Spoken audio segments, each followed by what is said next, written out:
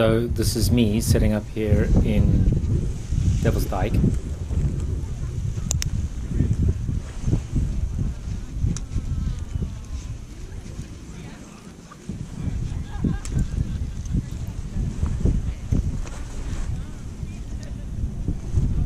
It is Saturday the 17th of September, and if you look on the left hand side, well, now on my right, a lot of pilots are not getting ready to take off.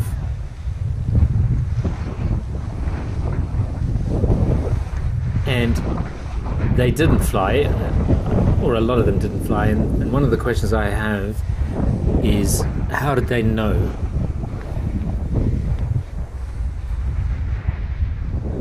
You know, how did you know not to get into the air? Or was it watching other pilots? I was watching some pilots, and I did notice that things looked a little bit turbulent and rough.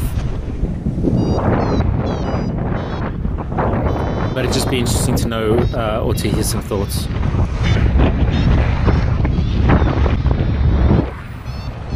This is a little bit of preamble here. Flying the ridge, nothing major. A lot of spikes and lift, so it wasn't smooth by any means.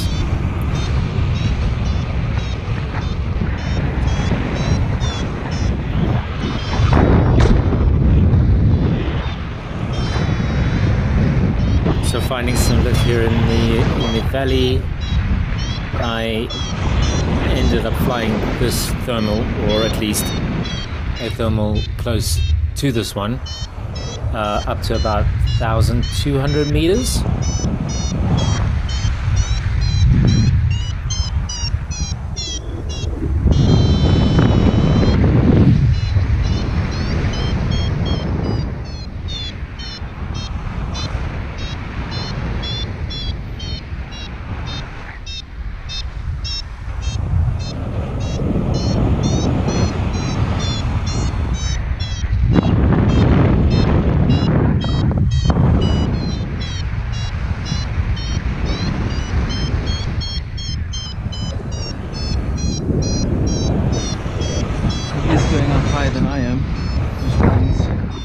Oh my god, this is incredible.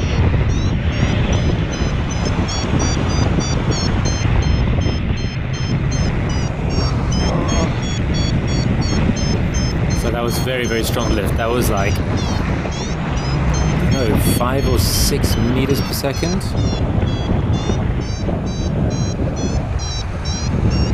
$741. That is my new record, which I have a feeling is about to get smashed. So coming up to 1,200 meters now. This is probably the highest I got.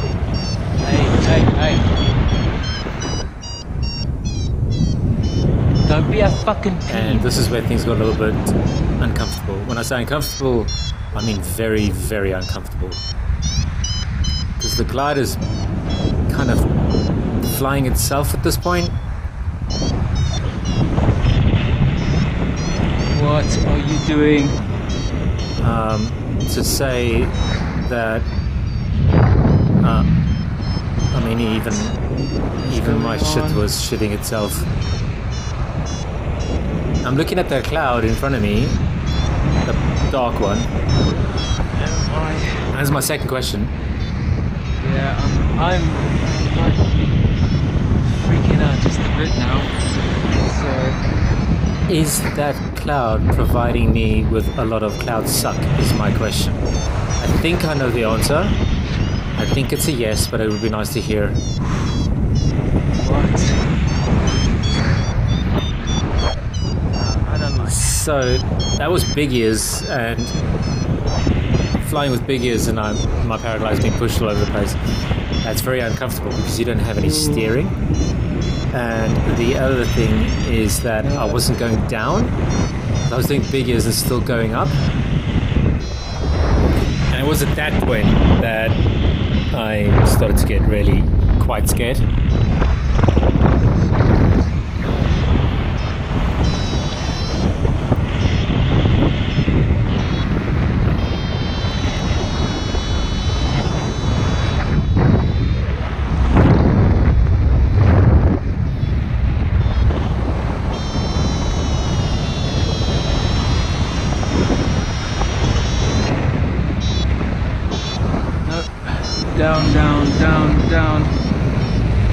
So I found a little bit of sink, but I'm still going up on big ears now.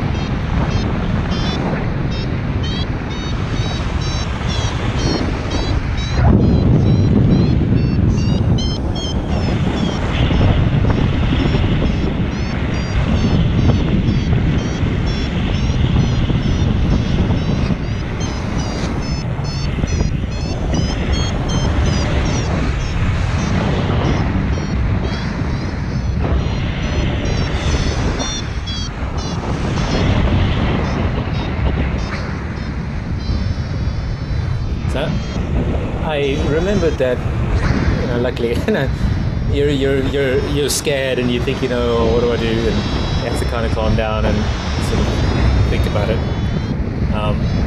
But I did remember that where there is lift, there is also sink. And so turning left, I found some sink.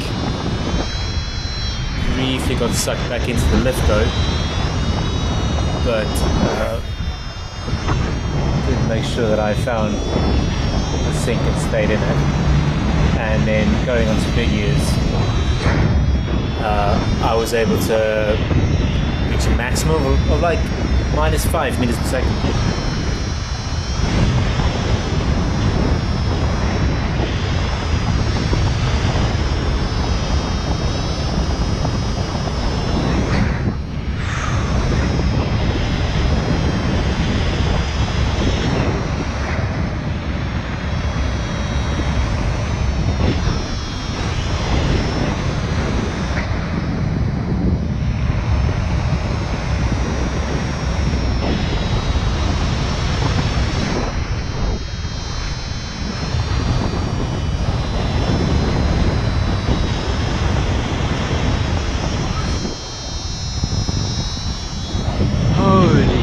Fucking shit.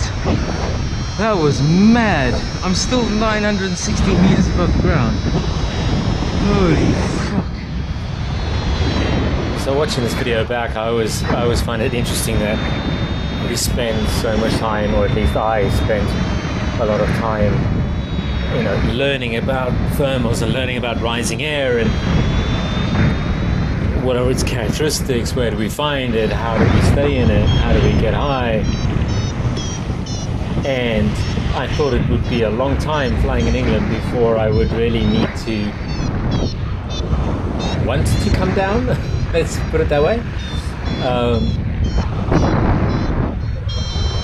And found it a good lesson to you know, at least to remember that if you do find sink, you know, your descent techniques do work. It's only when you're getting, I'm assuming, under a cloud suck that it can be a bit scary, especially if you're on big ears and not going down.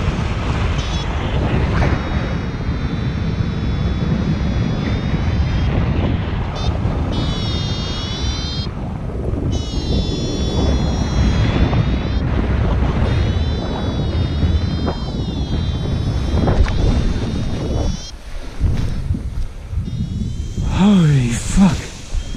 Oh, fucking hell. Wow. I did not like that. That was fucking intense. What the hell? Oh. So I guess my questions are two. One is, how do I identify these kinds of conditions before taking off so that I don't end up in them again? And second, was I being sucked up by a cloud? Was that cloud suck that I was experiencing at 1,200 meters? Third question is, what made it so rough? Was it the wind speed?